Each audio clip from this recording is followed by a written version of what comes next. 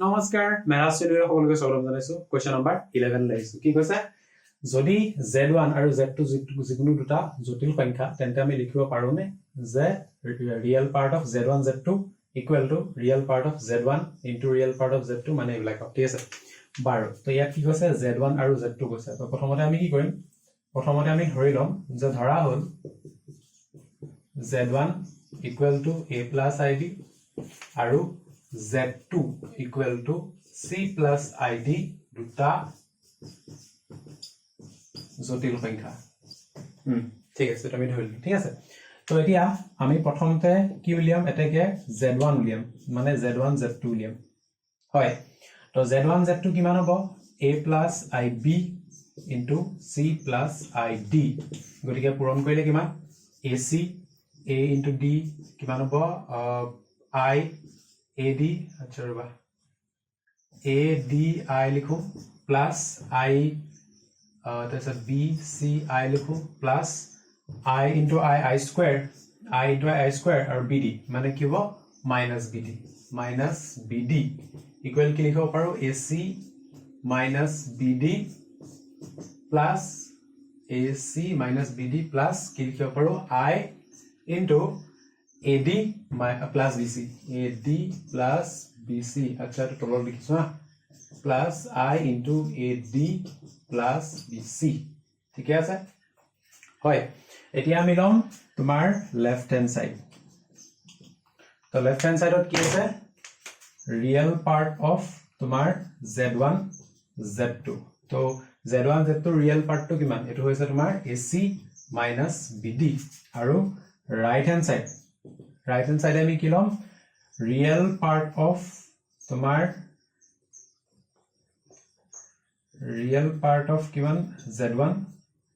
into real part of আমি z2 লিখিম minus imaginary part of z1 আৰু imaginary আচ্ছা তো minus নহয় তো into হবা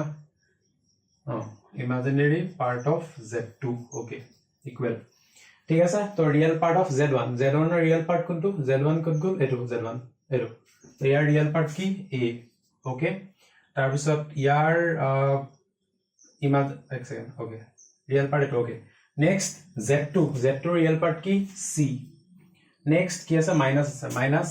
তাৰ পিছত z1 এৰ ইমাজিনাৰি পাৰ্ট কি b আৰু z2 কি d তাৰ মানে ac bd আলটিমেটলি আমি কি পালো আমি পালো left hand side গটিকে left hand side equal right hand side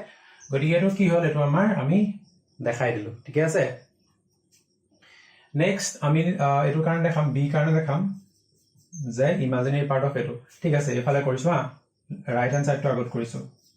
okay right hand side কি আছে real part of z1 imaginary part of z2 plus imaginary part of z1 real part of z2 ঠিক আছে তো এটো যদি evaluate কৰো কিমান লব তোমাৰ ৰিয়েল পাৰ্ট অফ z1 কিমান a ওকে ৰবা ৰিয়েল পাৰ্ট অফ z1 কিমান a তাৰপিছত ইমাজিনারি পার্ট অফ z2 কি imaginary part of z2 d ad okay plus imaginary part of z1 এটো হৈ গল আমাৰ b আৰু ৰিয়েল পাৰ্ট অফ z2 কিমান এটো হৈ গল আমাৰ c ad plus bc মান ঠিক আছে তো লেফট হ্যান্ড সাইড টো নো লেফট হ্যান্ড সাইডত কি আছে ইমাজিনারি পার্ট অফ z2 মানে সোয়া আলটিমেটলি এটো কি হয় এটো imaginary part of z1 z2 নহয় জানো মানে এটোই নহয় জানো ad plus bc হয় গটিকে এটো আমি কি বলি লিখিব পাৰো লেফট হ্যান্ড সাইড লিখিব পাৰো আলটিমেটলি কি left hand side equal right hand side so এটো আমাৰ equal next 12 number question ekdom interesting ki dise p plus iq equal to alpha plus I divided by alpha minus I dekho aje alpha q equal to 1 plus p to eniko question thakile tumi eta bostu dhyan rakhiba lage je duita side ami a plus I bile convert kori diba lage man thik ase prothom to hoy ase piso part to ami koba lage so eto continue koru ki hobo p plus iq equal ইয়াত কি পূরণ কৰিম alpha plus I whole square হ'ব ইয়াত হ'ব alpha square minus I square কি code কি অবিক্ষাত আমি আগৰ ক্লাস বিলাকত ভালকে পঢ়িছো যদি কোনবা নতুন আহিছা তেলা আগৰ দুটা ক্লাস চাই লবা তেতিয়া এখিনি বস্তু একেবাৰে বুজি পাই যাবা তো p plus iq ইকুৱেল কিমান হ'ব alpha square plus I square plus twice alpha I divided by alpha square minus 1 মানে ultimately minus 1 से কি हो plus 1 होगा গতিকে মই কি লিখিম alpha plus 1 লিখিম okay so p plus iq equal কিমান হল আমাৰ alpha square minus alpha I square মানে কি minus 1 plus twice alpha I divided by alpha square plus 1 আচ্ছা এটো অকন ভালকে লিখিছো ওকে তাৰ পিছত এতিয়া আমি কি কৰিব লাগে আৰু এক স্টেপ কৰিব পাই p plus iq equal alpha square minus 1 divided by alpha square plus 1 plus twice alpha by alpha square plus 1 I ঠিক আছে a plus I বিলা কনভার্ট হৈ গল এতিয়া আমি কি কৰিম তোমাৰ এক লাইন লিখো যে দুয়ো পক্ষৰ বাস্তৱ আৰু কাল্পনিক অংশবোৰ তুলনা কৰি কি পাম p equal to পাম alpha square minus 1 divided by alpha square plus 1 ঠিক আছে গতিকে ইয়াৰ পৰা আমি কি কৰিব পাৰো এটোটা পূৰণ কৰি দিয়া কিমান হ'ব p into alpha square plus 1 equal to alpha square minus 1 আৰু কি পাম এটো ধৰা এটো কমাত লিখিলো হা এটো ইমানতে এৰিছো আৰু কি পাম যে q equal to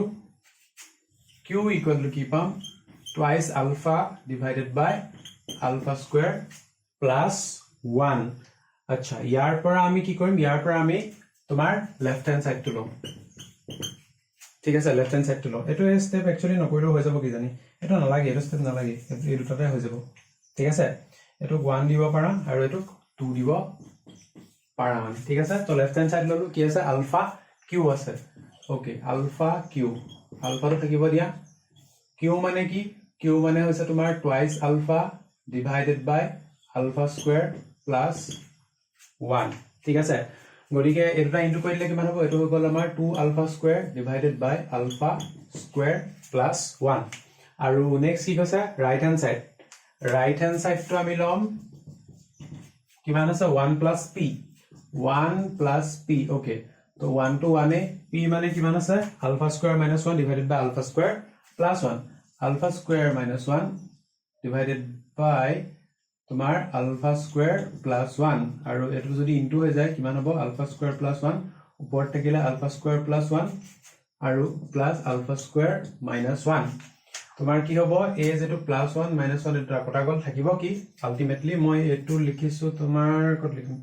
এটো ইয়াত নি পেলে লিখিছো ৰে ঠিক আছে তো ইয়াত লিখিম কিমান হ'ব ইকুৱেল টু এটো বেলেগ তো ইয়াত লিখিম কিমান হ'ব alpha square কিটা আছে দুটা আছে 2 alpha square divided by alpha square plus 1 গতিকে আমি আমাৰ যেটো লেফট হ্যান্ড সাইড আৰু আমাৰ যেটো রাইট হ্যান্ড সাইড দুইটা কি পালো একে পালো গতিকে left hand side equal right hand side এটো আমাৰ প্ৰুফ হৈ গল আশা কৰো বস্তুখিনি বুজি পাইছে চাগে কোন লিখোতে অ্যাৰেঞ্জমেন্ট বিলাক খেলিমেলি হৈছে কোন গম পাইছে অৰ্ডাৰটো যদি কন্টিনিউ সাইজত তেলে গম পাবাই কোনখিনি কি লিখিব লাগে ঠিক আছে গতিকে আশা কৰো বস্তুখিনি হেল্পফুল হৈছে চাগে যদি হয় তেলে কমেন্ট বক্সত জনাবা বাকি thank you so much for watching stay curious keep learning